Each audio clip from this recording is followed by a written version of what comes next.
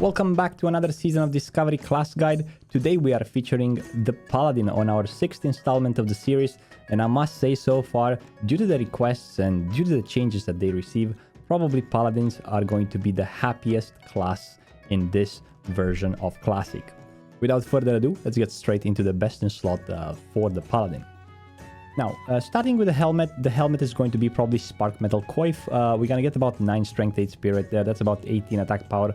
Plus, you're gonna scale it with a lot of other spells. It's gonna be pretty good, both for tanking and retribution as well.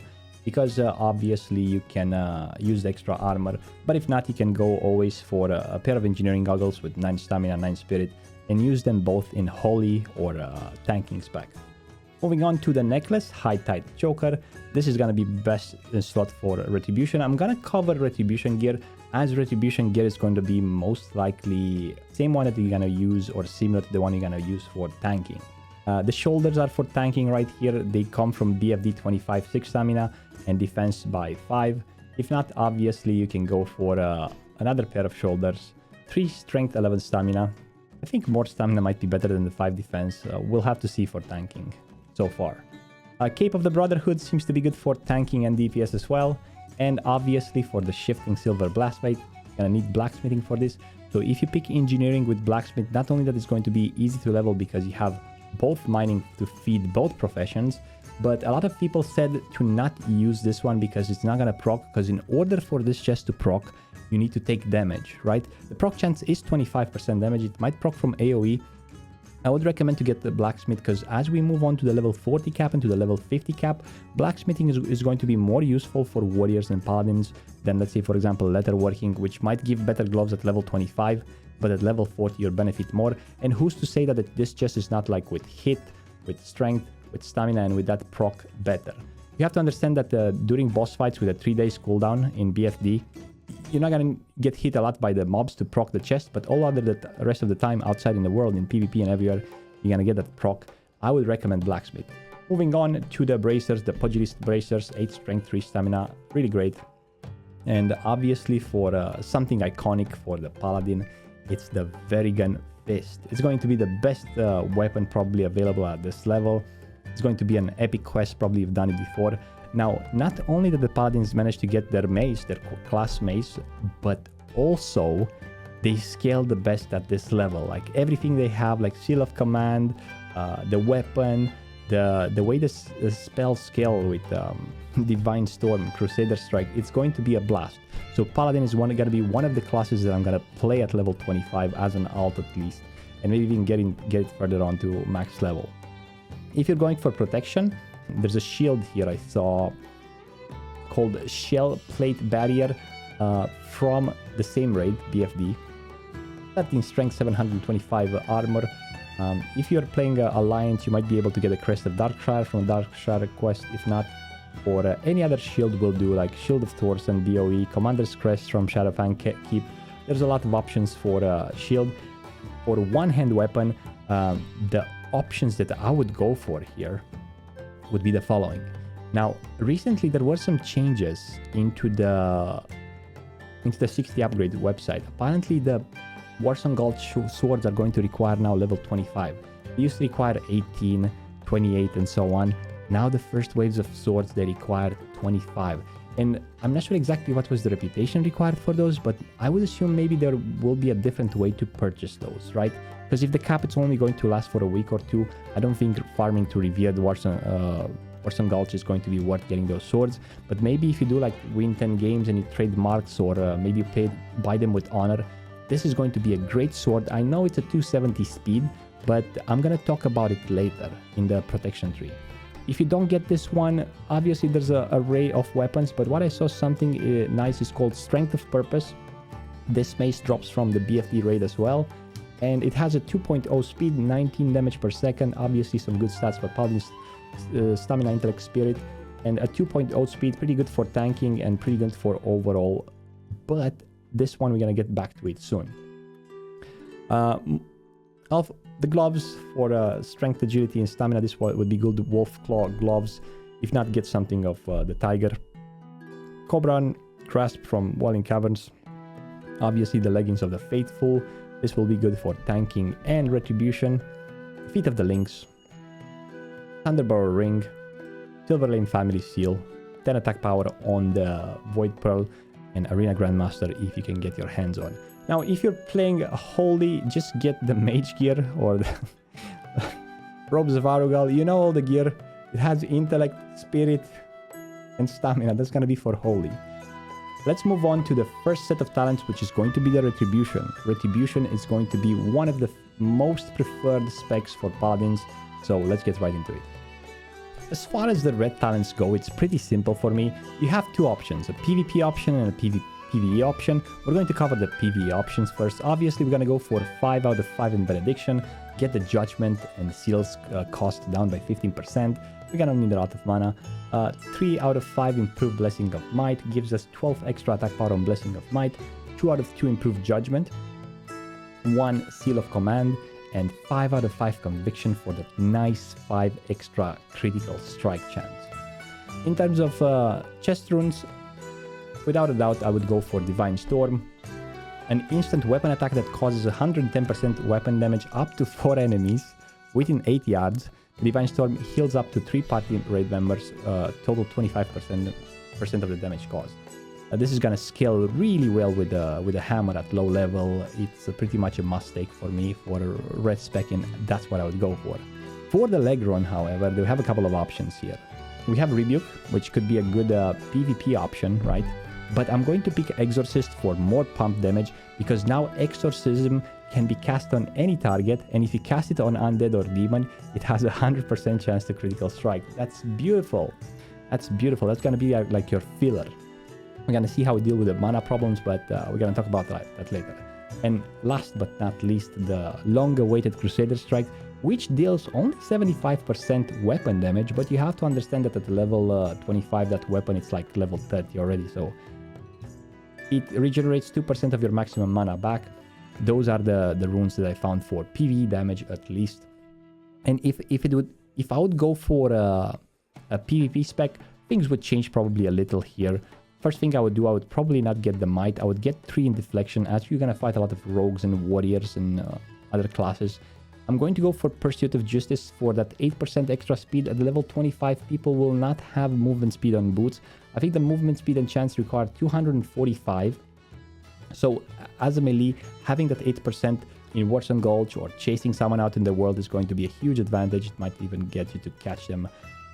Seal of Command into 3 points in Conviction. This is my red spec for PvP. The thing that I would change probably for PvP, I would still keep Exorcism because it's a long range cast. But Rebuke, it's great, prevents any spells, interrupts and counter spells, right? Boom. And you also, no, you don't really have another option here. So I guess you can swap between Rebuke and Exorcist. Depends on what you prefer. This is beautiful. Let's move towards the tanking spec. The long-awaited tanking spec. I think they're going to be fun to play a tanking spec. For Protection Paladin, there are going to be 2 potential specs that I saw so far. I'm going to show you the most popular one, and then I'm going to show you the one that I would go for after. So probably the popular protection spec would be 5 out of 5 Divine Strength and Holy for 10 extra strength, more damage. It's going to scale with a lot of other abilities like Kings and Aspect of the Lion. And there's another Paladin Horde. Improve Seal of Righteousness for 15% damage. Combine this with a fast weapon like the Mace with 2 speed from BFD, and you're gonna be able to do consistent damage. And obviously Consecration, which is the AoE damage that Paladins love, and it's used for tanking big pack of mob. After that, I would probably go easily for 5 points in Redoubt, and this would be my spec. In terms of runes, Aegis into Aegis is a rune that increases your block value by 30%, and damaging and melee range attacks have a 10% chance to increase your chance to block by 30%. So block value by 30% and a chance to increase chance to block by 30% for 5 blocks or 10 seconds. The effect is not cumulative with Redoubt here, so you have to understand this. Another option here would be the Seal of Martyrdom, which fills you with Holy Spirit for 30 seconds, causing each of melee attacks to deal 30% weapon damage to up to 3 targets. So it's like the cleave. You lose health equal to 10%, but you're gonna get healed. While the seal is active, your party members within 40 yards each gain mana equal to all damage you take. This would be a great seal for trash farming or for clearing trash packs. If you can swap between the chests, one with Aegis and one with Seal of Martyrdom, would be awesome. Moving on to the second spell, we have Divine Sack and Avenger Shield. I think Avenger Shield is quite cool for a Paladin. I would probably take this one just to go, but nevertheless, you have Divine Sack, which 30% of all damage taken by party members within 30 yards is redirected to the Paladin. So it's an enormous cooldown, which is quite situational. I think, however, based on what we have here, that Holy Paladins might go for this one. So if you have a Holy Paladin in the party, you might go freely for Avenger Shield. And even the mobs won't do that much DPS, or the bosses, you can easily go for Avenger Shield and have more fun doing more damage. And Hand Run, without a doubt, you have the Hand of Reckoning, which is a taunt, basically brought back from TBC. However, this is 2 spells in WoW in one, because while you know this ability, the threat bonus from Righteous Fury is increased to 80%. And Righteous Fury causes you to gain mana when healed by others equal to 25% of the amount healed. So it's like a spiritual attunement combined with a taunt and a talent threat update. Additionally, while Righteous Fury is active, damage which takes you below 35% health is reduced to 20%. Damage which takes you below 35% health is reduced by 20%, and you take 0.8 damage. This is like the single spell that you need for Paladin. If you have this one, you don't need the others. It's more than you need.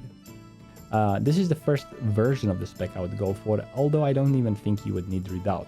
However, the one I would probably go for would be 5 in Redoubt with 3 in hit, precision, a bit of hit, more armor value here, into Shield spec, into Blessing of Kings, because it might be useful. Now, I would probably take Righteous Fury as well, but judging by the way this works, I think we're not gonna need extra threat. And based on the amount of damage Paladin will do at 25, I think the increased threat will not be required. So I would probably get even more value from items. So this is go, 8% value from items, Shield spec into Redoubt, Kings, and Precision. And for the first spell, I would go for Divine Storm. I know, but remember when we used to watch that Warsong Gulch sword with 2.7 speed in the main hand? Now combine that with a Shield and Divine Storm, and Hand of Reckoning, and Avenger Shield, and extra hit. I don't know, I think like this is how I would play probably as a Paladin. I mean, we already have Redoubt and also Shield spec, and the damage of Aegis is not cumulative with Redoubt. So why not pick Divine Storm with a slow weapon and pick. With that being said, it will be possible to tank even in Ret Spec. So it will be possible to tank even in Ret Spec. Having Hand of Reckoning, it's going to be really OP, especially at level 25. I think all 3 specs Paladins will be able to swap between them as they choose. So let's move to the last talent spec for today, the Holy spec. The way I saw the Holy spec is 5 points into Divine Intellect. You're gonna gather a lot of Spirit, Intellect gear. You're gonna get 5 points into Spiritual Focus, which gives your Flash of Light and Holy Light a 70% chance not to lose the casting or take damage. Healing Light increases the amount you heal by Flash of Light and Holy Light spells by 12%. Consecration, because you can do extra damage as well. I mean, why not? It's a holy spell. And here, like, if you do PvP, you're gonna get Unyielding Fate, or if you do PvE, you're gonna get probably Improved Lay on Hands to reduce the cooldown to 40 minutes, and also apply a 30 armor bonus buff for 2 minutes to the tank, if it's gonna be required. But I think just taking this one is gonna be more than enough. It's your call. In terms of seals, you're gonna have the Horn of Lordaeron, which the Horn of Lordaeron is going to be the Paladin blows the horn, which increases the total strength and agility of all party members by 17 within 13 yards. That's huge. Strength and agility, that's 35 stats, plus those stack with Kings and Aspect of the Lion and so on. The leg rune, Divine Sack. 30% of all damage taken by party members within 30 yards is redirected to the Paladin. I guess it's more of a tank spell, but it works on Paladins as well. Like, you could probably like save your party with this. You can swap between if you need a silence, you're gonna get rebuke, or if you need like a tremor totem, inspiration exemplar, which is kind of like a tremor totem. Which, hey, this is great for Onyxia at level 60. Where is it? Inspiration exemplar. But we're talking about level 25 right now. Last but not least, we got the Beacon of Light. The target becomes a beacon of light to all party members. Within 60-yard radius, any heals you cast on a party or raid member will also heal the beacon of light for 100% amount healed. Only one target can be a beacon at a time. So this is the old Paladin spells. I think I used to heal with this in Cataclysm. You apply it on the tank, and then each time you heal a party member, the tank gets a small amount of heal as well. Pretty great.